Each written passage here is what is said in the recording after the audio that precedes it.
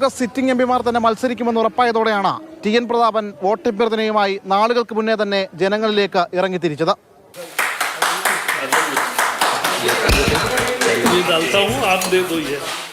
ലീഡറുടെ മകൾ പത്മജ വേണുഗോപാൽ BJP-യിലേക്ക് ചേക്കേറിയതോടെ പിന്നെ കണ്ടത് രാഷ്ട്രീയ നീക്കങ്ങൾ.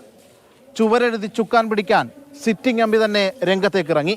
അങ്ങനെ കെ മുരളീധരൻ്റെ സ്ഥാനാർത്ഥിത്വം ഉറപ്പിച്ചുകൊണ്ട് ഇതാ നിലവിലെ തൃശ്ശൂരിൻ്റെ MP പുതിയ MP ആയിട്ട് കെ മുരളീധരൻ എത്തുമെന്ന ആ ഒരു പ്രതീക്ഷയോടുകൂടി തന്നെ കെ മുരളീധരന് വേണ്ടി ചുമരെഴുതുകയാണ്. ഈ ലീഡർ ഈ തട്ടകത്ത് ലീഡറുടെ മകളെ വിലക്കെടുത്ത് കൊണ്ടുപോയാൽ തൃശ്ശൂർ അങ്ങനെ എടുക്കാമെന്ന് ഞങ്ങൾ ധരിച്ചത്. ആ തൃശ്ശൂർ ഞങ്ങൾ കൊടുക്കുക, ഞങ്ങളുടെ കയ്യിൽ തുരുപ്പ് ഷീട്ടുണ്ട്. ആ തുരുപ്പ് ഷീട്ടിട്ട് ഞങ്ങൾ ഇവരെ പരാജയപ്പെടുത്തും. പാർട്ടി തീരുമാനം ശിരസ വഹിക്കാൻ ഒരുങ്ങിക്കഴിഞ്ഞു കെ മുരളീധരൻ. വൻ ജനാവലിയോടെ റോഡ് ഷോയോടുകൂടി കെ മുരളീധരനെ മണ്ഡലത്തിലേക്ക് കൊണ്ടുവരാനാണ് കോൺഗ്രസ് തീരുമാനം.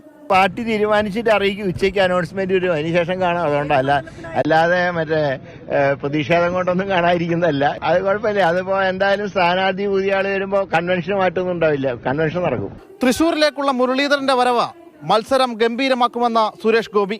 കോൺഗ്രസിന്റെ സ്ഥാനാർത്ഥി മാറ്റത്തിന് ഞാൻ BJP ചെറിയ എന്തെങ്കിലും സ്ഥാനാർത്ഥി എതിർ സ്ഥാനാർത്ഥി ആരായാലും ഭയമുണ്ടോ?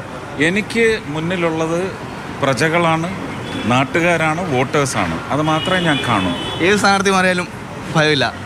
കോൺഗ്രസിനകത്തെ കൂടുമാറ്റത്തെ പരിഹസിക്കുകയാണ് LDF കൺവീനർ. കോൺഗ്രസ് പാർട്ടി ആകെ ഒരു കൺഫ്യൂഷനിലാണ്. അവരുടെ സ്ഥാനാർത്ഥികളെ പോലും നിർണ്ണയിക്കാൻ കഴിയാത്ത തരത്തിൽ അതിനകത്ത് ഗ്രൂപ്പ് വഴക്കുകളും സ്ഥാനാർത്ഥികൾ തമ്മിലുള്ള വഴക്കുകളും ഒക്കെയായി ഇപ്പോൾ ഒരു സംഘർഷപൂരിതമാണ്. BJP മരത്തിൽ കണ്ടപ്പോൾ കോൺഗ്രസ് മാനത്ത് കണ്ടു. അതുതന്നെയാണ് ലീഡർ എന്ന കെ കരുണാകരൻ്റെ ചാണക്യതന്ത്രവും. കെ മുരളീധരൻ തൃശ്ശൂരിലേക്ക് വരികയായി.